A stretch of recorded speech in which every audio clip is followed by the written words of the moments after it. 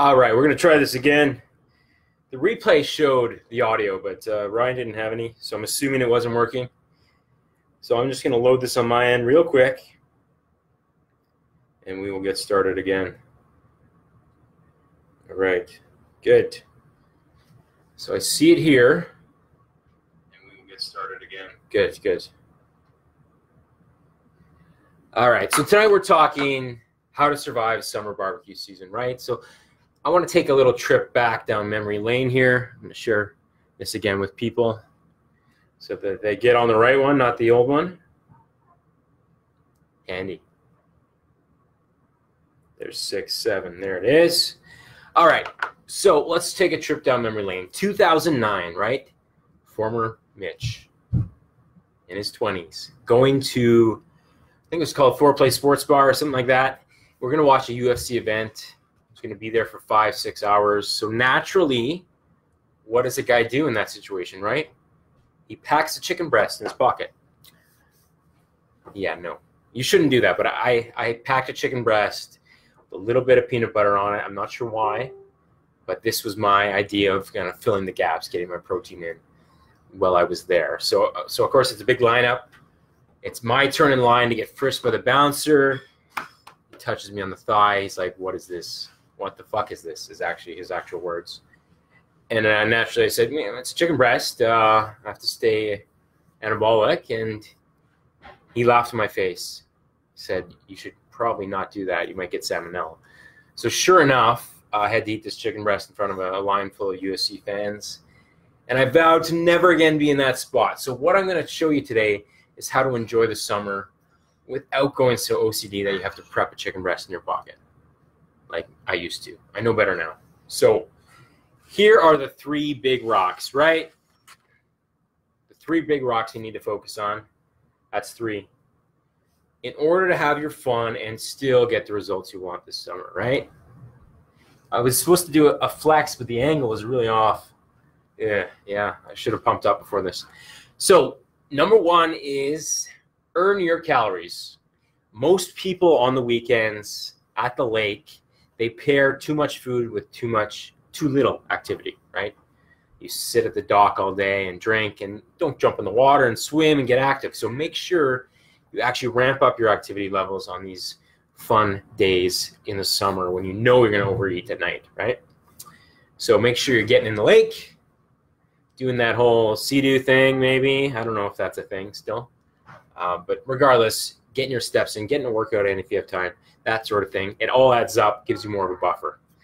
So number 2 is, again, the strategy I often use, and that's just plain old fasting, right? Eating lean leading up to the barbecue so that you give yourself, basically you're digging yourself a deeper ditch that you can have more to fill up later when you go to dinner or you go to your party and have a few drinks and so on. So eat light leading up to the barbecue. So hit like if you can actually hear me this time. I just assume so. The last one was a failure. So I'm assuming you can hear me. Got a like right there. Good. So that's number 2. Number 3 is to set some boundaries with the nectar of the gods, right? Alcohol. I might have had a beer just for the purposes of this presentation. I'm taking one for the team. So with alcohol, small doses are okay, right? I mean, you can actually see a benefit to having a drink or 2 a few nights. You guys can hear me. That's good. So the poison is in the dose, like anything, right? So a couple drinks, maybe a 2-drink limit, one night on a weekend is cool. That doesn't seem like much, but you can nurse those pretty easily, especially if you're fasting. You get drunk way too quick, and that's good.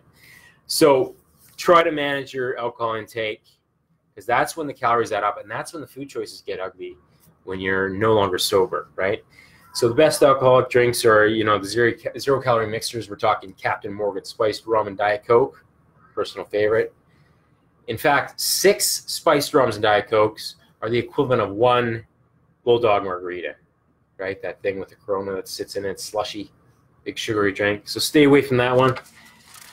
That's basically it. And also try to drink your last drop 2 hours prior to bedtime, or else it's going to cut into your sleep. You're going to maybe fall asleep easier, but it'll make your sleep quality a lot worse, right? So the third piece was the setting boundaries with alcohol, but this is a quick little tip as well. Something called GDAS, right? Glucose disposal agents. And they essentially help you store carbs as glycogen in muscles instead of fat, right? Preferentially store carbohydrates in the good spots, not the bad. So one of those is simply probably in your cabinet right now, and that's cinnamon. It helps insulin do its job better, which essentially shuttles nutrients into your muscles, right? Instead of fat cells. What kind of difference is it going to make? Well, it's going to lower your blood sugar a little bit more than you would without it, but that can add up over the course of the day, especially if you're eating too many carbs. And the other one is alpha lipoic acid, ALA for short. It's over the counter, pretty simple to get. It works kind of the same way, but it's a little bit super dosed compared to cinnamon. And then there is berberine as well. These are all over the counter. They all help. Like, for example, this is something that potentially a diabetic could use in place of metformin, which is the diabetic drug which manages blood sugar, right? So these are all natural ways to do that. Is it a huge thing? Maybe the last 5%. The 3 tips I talked about earlier are far more important, but worth looking into, right?